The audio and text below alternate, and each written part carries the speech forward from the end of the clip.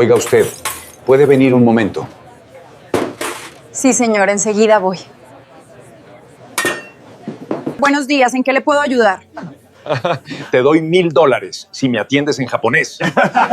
Un millonario decidió convertir la tensión de una reunión en un espectáculo cruel. Llamó a una limpiadora para burlarse frente a inversionistas japoneses. Agitó $1000 en su rostro, como si su dignidad tuviera precio. Creyó que todos reirían al verla intentar hablar un idioma imposible, pero cuando ella habló, el restaurante entero quedó en absoluto silencio.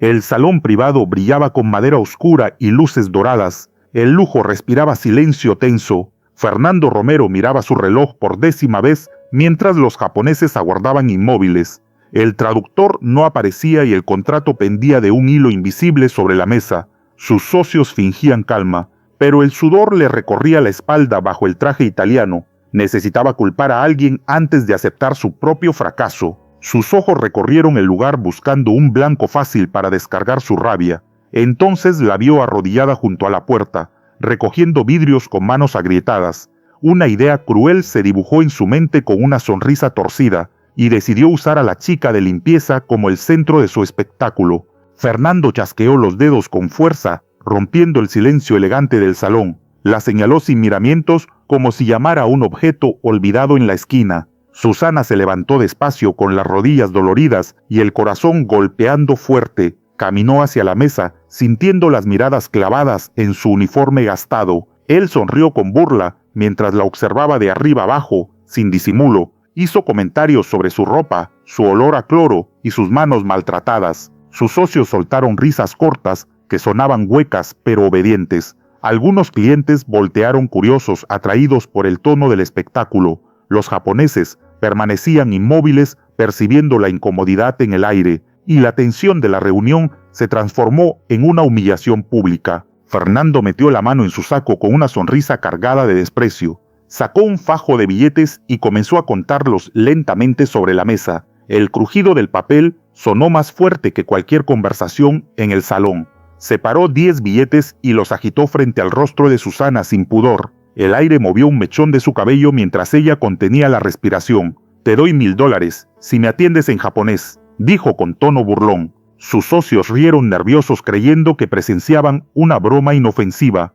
Algunos clientes dejaron de comer atentos al desenlace del espectáculo.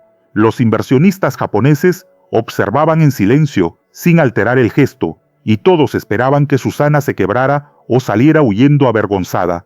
Susana miró los billetes temblando frente a su rostro con brillo hipnótico. Recordó la tos de su abuelo, sacudiendo el silencio de la noche. Vio la receta costosa doblada sobre la mesa de su cuarto humilde. Pensó en el alquiler atrasado y en las monedas contadas para comer. Su garganta se secó mientras la necesidad le apretaba el pecho sin piedad.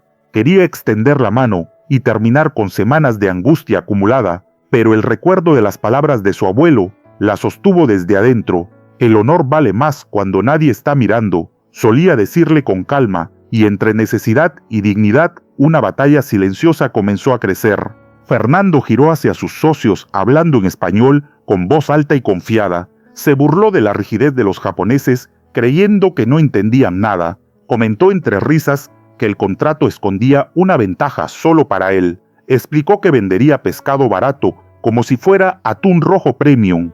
Dijo que pagarían millones por algo que llevaba meses congelado. Sus socios rieron incómodos, mientras miraban de reojo a los invitados. Él caminaba alrededor de la mesa, disfrutando su propia trampa verbal.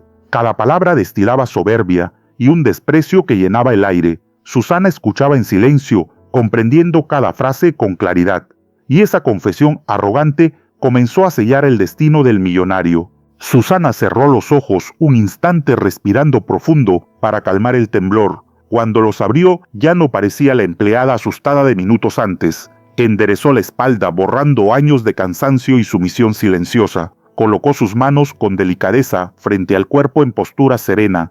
Fernando seguía hablando sin notar el cambio que ocurría frente a él. Ella giró el torso ignorándolo por completo como si no existiera. Sus ojos se encontraron con los de los inversionistas en silencio respetuoso. Dio un paso firme hacia ellos, dejando atrás el ruido de la burla. Entonces inclinó su cuerpo en una reverencia lenta y perfecta, y el salón entero sintió que algo invisible acababa de cambiar. Susana se incorporó de la reverencia con una calma imposible de fingir. Abrió los labios y dejó salir un japonés honorífico claro y melodioso. Su voz llenó el salón con una elegancia que nadie esperaba escuchar. Pidió disculpas profundas por la grosería que habían presenciado esa noche. Asumió la vergüenza del anfitrión como si fuera una falta propia. Cada palabra estaba cargada de respeto y una dignidad ancestral. Fernando soltó una risa nerviosa, sin comprender lo que ocurría. Sus socios dejaron de sonreír,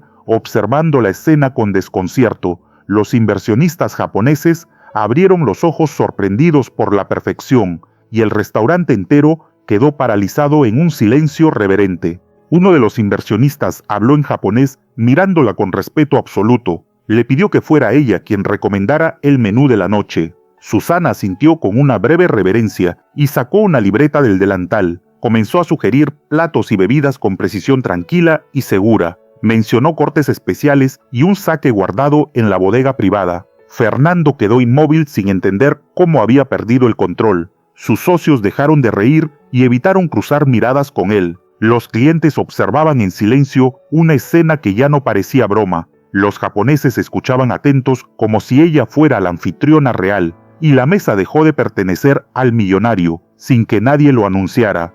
Susana apoyó la mano sobre la carpeta del contrato, con gesto firme, miró a los inversionistas y cambió al japonés con serenidad absoluta. Les pidió revisar con atención la cláusula 7 del documento firmado. Explicó que allí se permitía sustituir el atún rojo por aleta amarilla. Tradujo luego al español para que Fernando no pudiera fingir ignorancia. Detalló que el pescado ofrecido podía estar congelado por meses. El silencio se volvió pesado mientras cada palabra caía como sentencia. Los japoneses leían el texto con el ceño fruncido y respiración lenta. Los socios de Fernando comenzaron a entender la magnitud del engaño y la verdad quedó expuesta sobre la mesa como un cuchillo afilado. El señor Miyazaki se puso de pie con una calma que imponía respeto inmediato. Tomó el contrato entre sus manos y lo observó unos segundos en silencio. Sus dedos firmes rasgaron el papel con un sonido seco y definitivo. Los pedazos cayeron sobre la mesa como restos de una fortuna perdida. Los socios de Fernando bajaron la cabeza, incapaces de sostener la mirada. Él gritó furioso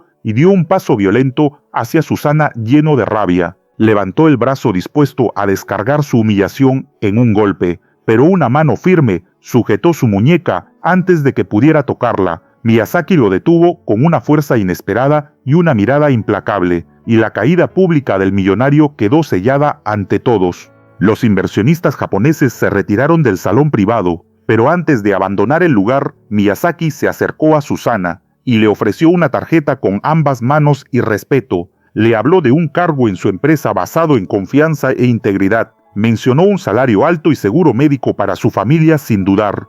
Susana tomó la tarjeta y sintió que el peso de años difíciles comenzaba a soltarse. Fernando apareció agitado, extendiendo los $1000 como último recurso. Intentó comprar su silencio con voz rota y mirada desesperada. Ella observó el dinero recordando la humillación de minutos atrás. Negó con la cabeza y dejó claro que su dignidad no tenía precio.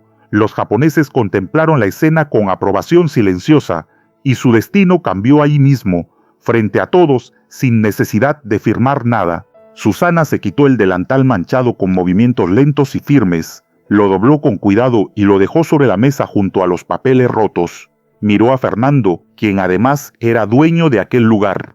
«Renuncio», dijo con voz serena que resonó en todo el salón. Los inversionistas se colocaron a su lado como una escolta respetuosa. Antes de avanzar, se inclinaron ante ella en una reverencia profunda. El gesto dejó a los presentes inmóviles sin saber cómo reaccionar. Los meseros y cocineros observaban desde el fondo con orgullo contenido. Nadie habló mientras el silencio se volvía un acto de respeto colectivo, y Susana caminó hacia la salida, acompañada por quienes la honraban. Susana cruzó las puertas mientras un aplauso creciente llenaba el restaurante. Los empleados y algunos clientes se pusieron de pie reconociendo su valor. Ella no miró atrás, caminó con la frente en alto hacia la noche fresca. Fernando quedó solo en la mesa con los billetes arrugados en la mano. El lujo a su alrededor no pudo tapar el eco de su propia derrota. Entendió demasiado tarde que el dinero no compra respeto ni honor, y esa noche quedó claro que la dignidad vale más que $1000.